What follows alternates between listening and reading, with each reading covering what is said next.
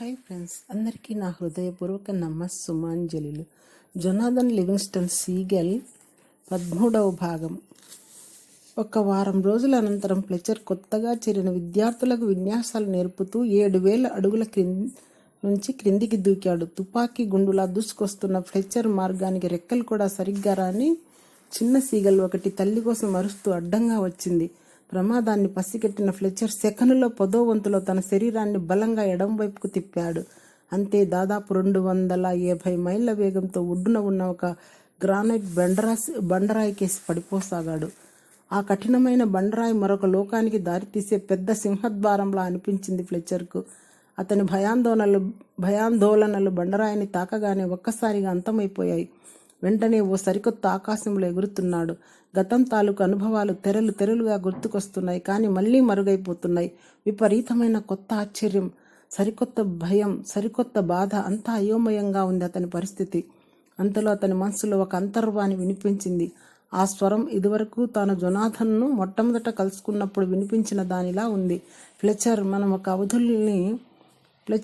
మన అవధుల్ని ఒక క్రమమైన పద్ధతిలో అధిగమించడానికి ప్రయత్నిస్తున్నాం. కానీ దీనికి చాలా ఓపిక అవసరం. తొందరపడి రాళ్లలోంచి కూడా దూసుకుపోవడానికి మాత్రం ప్రయత్నించకు. మున్ముందైతే ఇది కూడా మన పాఠ్య ప్రణాళికలో వస్తుంది. దేవుని కుమారులకు మారు పేరు పేలవంగా నిర్విచారంగా స్వగతంలో భావించాడు జొనాథన్ సంభ్రమంగా అరిచాడు. ఫ్లెచర్, మీరు ఇక్కడేం చేస్తున్నారు? ఈ బండరాళ్ళు, నేను చనిపోయానా?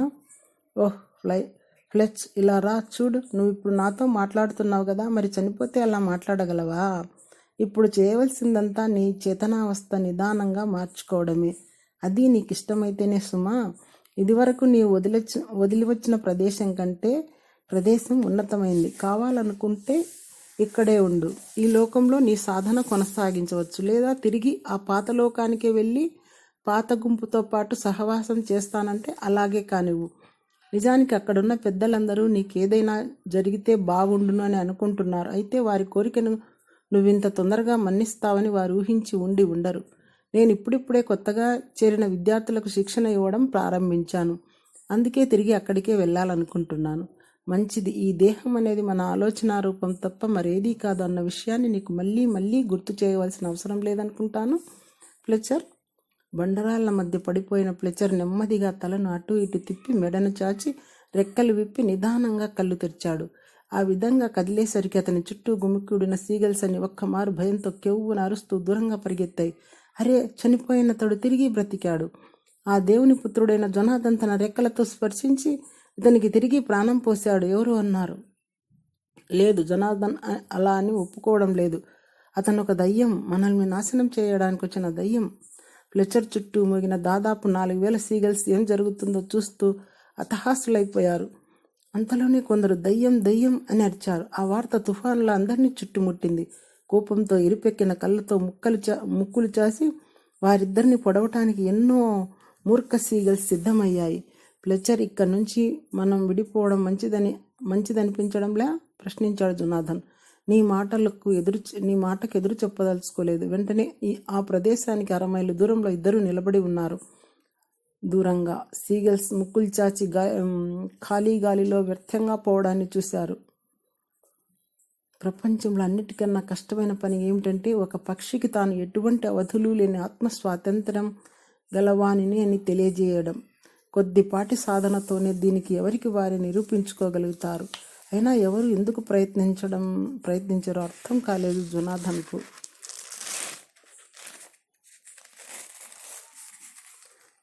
ఫ్లెచర్ ఆ పరిమాణం నుంచి ఇంకా తేరుకున్నట్లు లేదు, ఇంకా అలవాటు పడినట్లు లేదు. కళ్ళు మూసుకున్నాడు, అర్పుతున్నాడు. నేను ఇప్పుడేం చేస్తా? మనం ఇక్కడికి ఎలా రాగలిగాం? నువ్వే కదా ఆ మందను వదిలేసి వెళ్దాం అని అన్నావు. అవును, కానీ నువ్వెలా? దీనిని ఎలాగంటే మిగతావి ఎలా నేర్పామో అలాగే, అంటే సాధన ద్వారా. ఉదయానికల్లా తాము చేసిన వికృత చేష్టల్ని దాదాపు గుంపులోని సీగల్స్ అన్నీ మర్చిపోయాయి. ఫ్లెచర్ మట్టుకు ఆలోచనలో పడ్డాడు. జొనాథన్, చాలా కాలం క్రింద నువ్వు అన్న మాటలు గుర్తున్నాయా? నీ వాళ్ళని క్షమించగలిగి వారి వద్దకు తిరిగి వెళ్ళి వారికి నీ చేతనైనంత సహాయం చేయగలిగి ఉండాలి అని అన్నావు. అవును.